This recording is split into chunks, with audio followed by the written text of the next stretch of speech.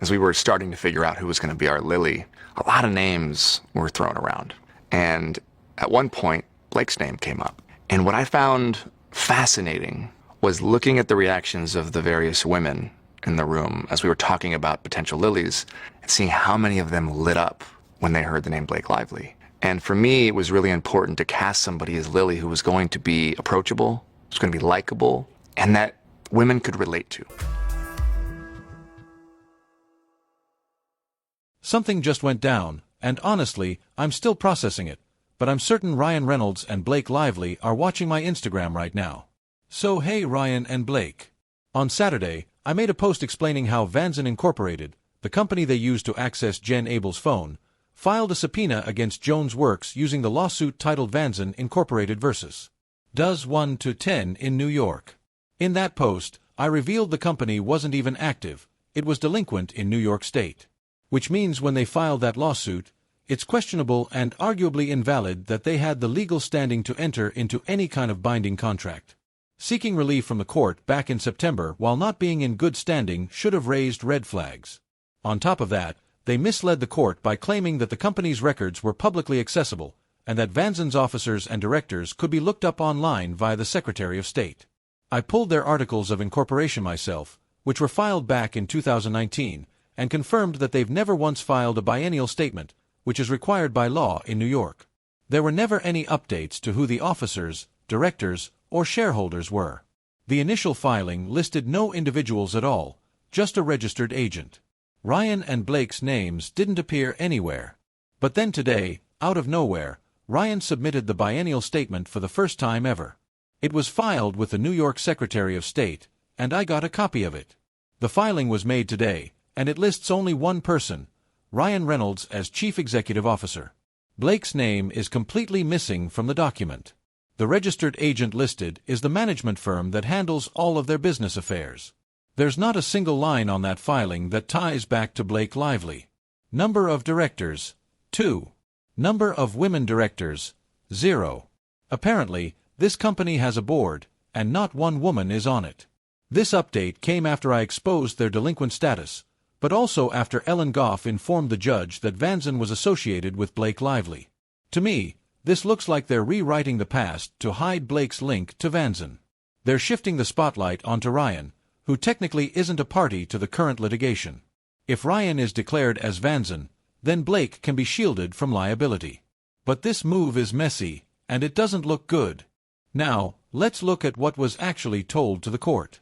Ellen Goff submitted this on Saturday in her reply and counterclaim.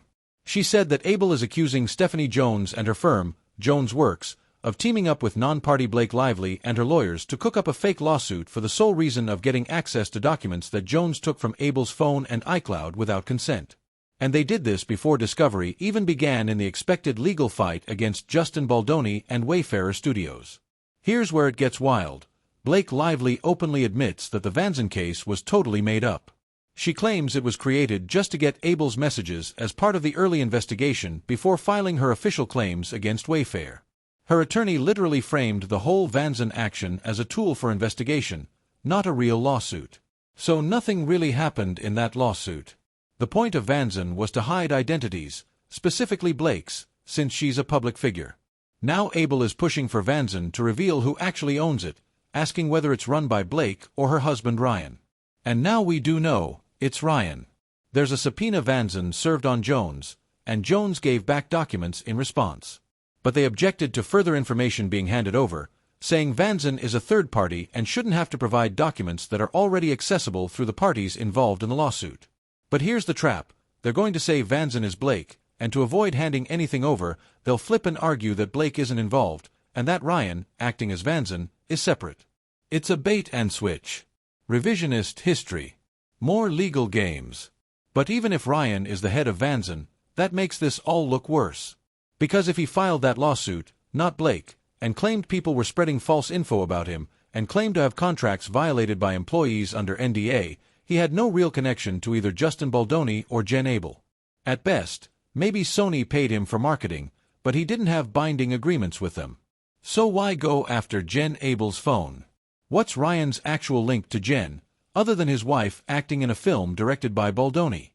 This entire thing reeks of legal manipulation. In response to Abel's motion to compel, Vanzen agreed to hand over documents related to several specific requests, 14, 10, and 11. They withdrew their objections and agreed to provide materials tied to the subpoena that led to Jones passing Abel's documents over to Blake. That's the core issue.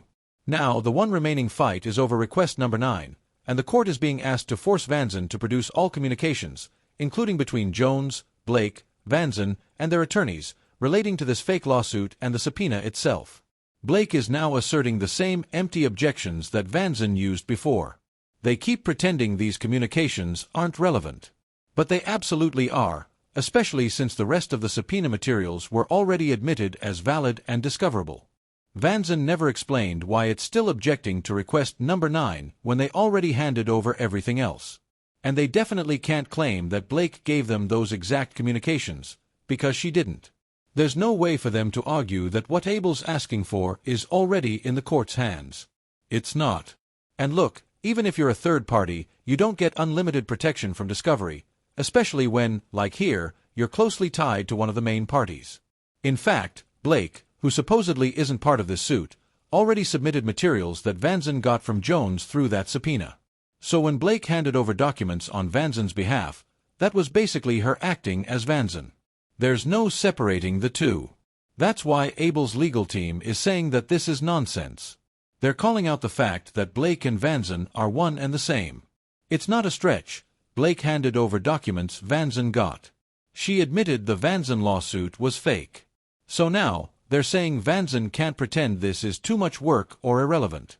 If Vanzen is Blake, and she already handed over some documents, then she can't hide the rest behind fake objections. And here's the key. The information Abel's asking for is central to the entire case.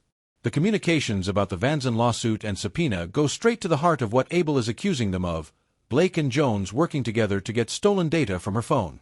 That lawsuit wasn't real. It was just a cover to make it look like they had a legal reason to go after her messages. It gave Jones a fake legal reason to hand everything over to Blake. But now we want to know, did they pass that info before the subpoena was even served? That's the smoking gun. Abel's side suspects Jones gave the data to Blake before the subpoena, and the Vanzen case was just made up after the fact to cover their tracks. If that's true, then the whole thing wasn't just shady, it was illegal. Even if Blake has the rest of the communication now, there's no rule saying you have to get everything from the main party before asking a third party. And Vanzen isn't even claiming Blake has the specific messages in question, they're just dodging. When they were supposed to meet and sort this all out before court, Vanzen didn't offer to hand over anything relevant. That forced Abel to bring the motion to compel. So now, Abel is straight up asking the court to force Vanzen to hand over all communications tied to request number 9. Anything about the Vanzen action, the subpoena, and the coordination between Jones, Blake, and Vanzen. Because it's all connected.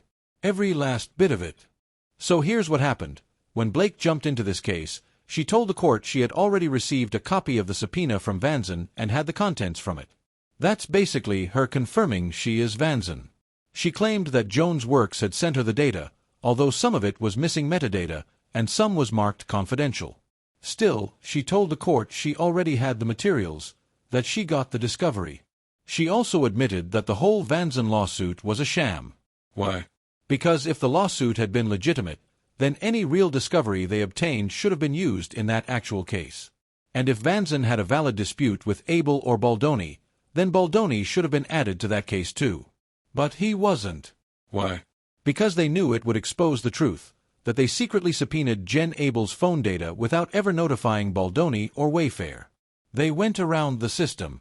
They closed that Vanzen case, came to this court with the evidence they had already pulled, and admitted they got it through a case that served no other purpose than that subpoena. They used the lawsuit to hide their identities and get what they wanted through a legal method, and then moved on. And now Ryan files updated corporate records for Vanzen, for the first time since 2019. Suddenly, he's claiming he's the CEO. Which, by the way, nothing had been filed for Vanzen since January 2019. And out of nowhere, today, Ryan puts his name on the company. This is the same Ryan Reynolds who's been trying to distance himself from all of this. Blake's attorneys even argued that in 2025, husbands don't control or speak for their wives. That was their defense when Ryan was publicly accusing Justin of being a predator. They said he wasn't speaking on Blake's behalf. But if Ryan is now saying he runs Vanson, and that his company subpoenaed Jen's phone as part of a conflict between Blake and Justin, it actually proves he was acting as her agent. That totally blows up their previous argument that Ryan was just a concerned husband. It shows he was legally and directly involved in the same lawsuit Blake was part of. This is exactly why dismissing Justin's case with prejudice, without giving him the chance to amend or add this new evidence, is such a huge mistake. This is exactly the kind of thing that proves malice. It shows Ryan wasn't just acting out of concern, he was part of a plan. A coordinated, deliberate legal plan. Now they can't keep pretending that Ryan is just some uninvolved spouse. If he's filing corporate documents as CEO, launching subpoenas tied to his wife's legal battles, he's involved. No more deniability. No more pretending. So I reached out to a lawyer I work with, who wants to stay anonymous, and asked what they thought about all this. Their take. Ryan might have been dismissed from the case, but that doesn't make him immune. He can still be subpoenaed or deposed. And then they told me straight up, if they had the chance to question Ryan under oath, here's what they'd ask. Why did your shadow company, Vanson, file a subpoena against Stephanie Jones in a breach of contract case? Why was that subpoena so broad it didn't even meet the standards of the SDNY court in the later case?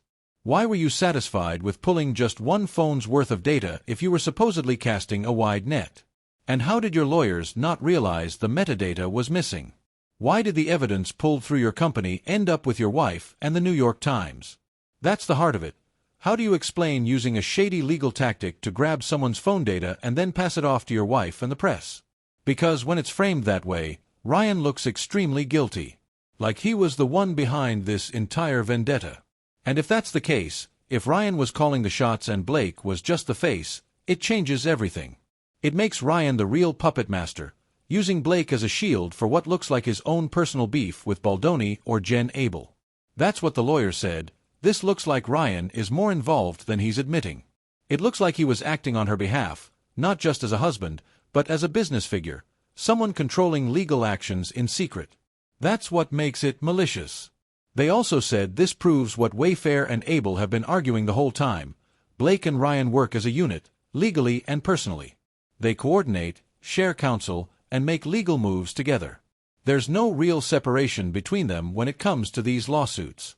And that's key, because it means you can't keep using this husbands and wives are separate in 2025 argument. If Ryan is CEO of Vanson and Vanson is at the center of this entire evidence-grabbing scam, then they're both liable. He's not just a bystander. The lawyer also pointed out something major. They think Ryan and Blake are playing a dangerous game of legal hide-and-seek. Every time something comes up, they rotate who takes the hit and who stays hidden.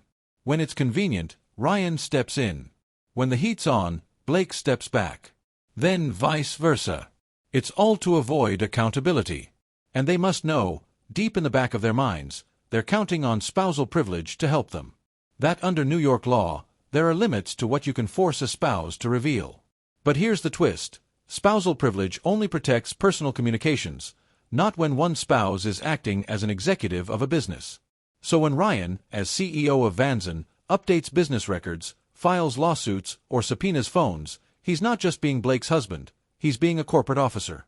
That's not protected. Anything he says or does in that role can be used in court, even against Blake. This lawyer believes that Ryan and Blake are trying to shield her claims and delay discovery by muddying the water, hoping that by switching roles, ducking behind technicalities, and now pinning Vanson on Ryan, they can protect Blake's legal standing. But that strategy is falling apart. And that last-minute corporate update? The lawyer was crystal clear. You can't change the past. If Vanson wasn't in good standing when it filed its lawsuit, if it hadn't filed any biennial statements for 3 years, then it had no legal authority to do what it did. Updating records now doesn't fix that. At the time they filed the lawsuit, no one's name was attached to the company. As far as New York State was concerned, Vanson was just a shell with a registered agent. No officers. No board. No CEO. Now suddenly Ryan's claiming, "It was my company?" That doesn't undo the damage or make it legitimate. And don't forget, Judge Lyman had been convinced there was no possible evidence to show that Ryan was anything more than a concerned spouse. He believed Ryan was just repeating what Blake told him and that there was no legal tie between Ryan and her lawsuits. That's why Ryan got dismissed. But the judge may not have been told about Vanzon's lawsuit. He may not have known how they used it to secretly access data. And when Wayfair tried to argue that the subpoena was part of a crime fraud setup, the judge rejected it, because he didn't see proof the Vanzon case was even used to extract the phone info. Well now the proof is right in front of us. Blake herself said it. She said Vanzon's subpoena got her the data. So the court's prior ruling that there was no evidence now looks completely wrong, and honestly, foolish. This is exactly why you don't shut down lawsuits before discovery. The judge thought he had enough information, but now that we've got these facts, it's clear discovery was absolutely necessary. And Wayfair, they've now got legit grounds to appeal. They can go back and say, look, here's new proof that shows Ryan acted as Blake's agent. That dismissal was premature. If Ryan is now filing paperwork, claiming he's the CEO of Vanzon after the fact, and the lawsuit Vanzon filed was the exact one that pulled private data, then how can they still argue he wasn't involved? It's not just shady, it's calculated. This wasn't accidental. It was a coordinated legal move to get evidence without following standard procedure. And the wildest part, Ryan probably thinks he's protected. That because the case against him was dismissed with prejudice, no one can sue him again for what's already been claimed. So now he feels free to step forward and say, yeah, it was me. I'm Vanzon. He thinks he can't be touched. But here's what the lawyer pointed out. Just because you were dismissed from a case doesn't mean you can't be pulled back in if new evidence shows wrongdoing. Especially if a higher court decides the original dismissal was based on incomplete or misleading information. And let's be honest, Ryan probably thinks the judge is on his side. That no matter what he does now, the judge will turn a blind eye. But several legal experts I've spoken to all said the same thing. If the judge refuses to recognize that Vanzon was a sham action used to abuse the court system and pretends this was all legitimate, then we've got a serious problem. Because if Ryan and Blake's team were allowed to extract all this personal data from Jen Abel using a fake lawsuit, and the judge lets it slide, how does he justify quashing the exact same subpoenas when Wayfair tried to do it the legal way? In the Wayfair case, the judge said it was an invasion of privacy. But Vanzon got the same info, and no one stopped them? So what now? If the judge allows what Vanzon did to stand, after ruling that other similar subpoenas were improper, it shows he's either biased or being played. And if I were Wayfair, I'd absolutely appeal. Because now there's real proof, real documentation, real admissions. This isn't speculation anymore. This is evidence. This shows malice. This shows Blake and Ryan aren't acting independently. They're not just spouses, they're partners in this legal strategy. Ryan's fingerprints are all over this case, just like Wayfair's lawyers said from the beginning. And now that he's out of the lawsuit, he suddenly admits he was behind the whole thing? That's not a coincidence. That's someone who thinks he's outsmarted the system. That's duper's delight, the smile someone wears when they think they got away with something dirty. And honestly, somewhere deep down, I imagine Ryan sitting there with that smug duper's delight grin, thinking he pulled it off. That he tricked the court, dodged all liability, and played the system. But what he might not realize is this. What he did may not just be unethical. It might actually be criminal. Because this isn't just a civil issue anymore. This is potential court abuse, fraud on the court, and evidence laundering through a sham subpoena. This is what happens when people with power think they're above accountability. And Ryan, he's someone who's been heavily involved in politics. He's a registered Democrat, and he's donated to super PACs opposing Trump. Now, I'm not getting political here, but wouldn't it be wild if Trump's DOJ ends up being the one to come after Ryan Reynolds? Just imagine that twist of fate. I'm just saying, you never know. Because if anyone's watching closely, if anyone's really paying attention to this mess, the pieces are all there. A fake company used to extract private data. No filings for years. A surprise biennial update just days after being exposed. A major actor suddenly claiming to be the CEO after being dismissed from the case. All while trying to protect his wife from legal fallout. It's so calculated it's almost theatrical. Let's not forget, this isn't just one slip-up. It's a pattern. A pattern of using legal tricks to manipulate the court. hiding identities, dodging subpoenas, playing word games with the court. Blake and Ryan aren't just involved, they're running this together. They share counsel, share strategy, and now clearly share ownership of this entire scheme. Ryan might believe that because he's out of the lawsuit, he's in the clear. But if Wayfair or Abel push for an appeal, and they should, he might find himself right back in the spotlight. Because nothing he's doing now erases what's already been done. Filing a biennial statement today doesn't make what Vanzen did in 2022 or 2023 suddenly legal. And the courts? They can't ignore this forever. If they do, it sends a clear message. Rich, powerful people can buy their way around discovery, accountability, and truth. So here's my final thought. If anyone out there is still watching, especially folks in the legal system, pay attention. Because Ryan Reynolds isn't just a celebrity in a messy lawsuit. He's someone who looks like he used a corporate shell to run a backdoor subpoena, hide behind his wife, and then file legal paperwork after the fact to cover his tracks. And if that's not malicious, if that's not proof of intent, then what is?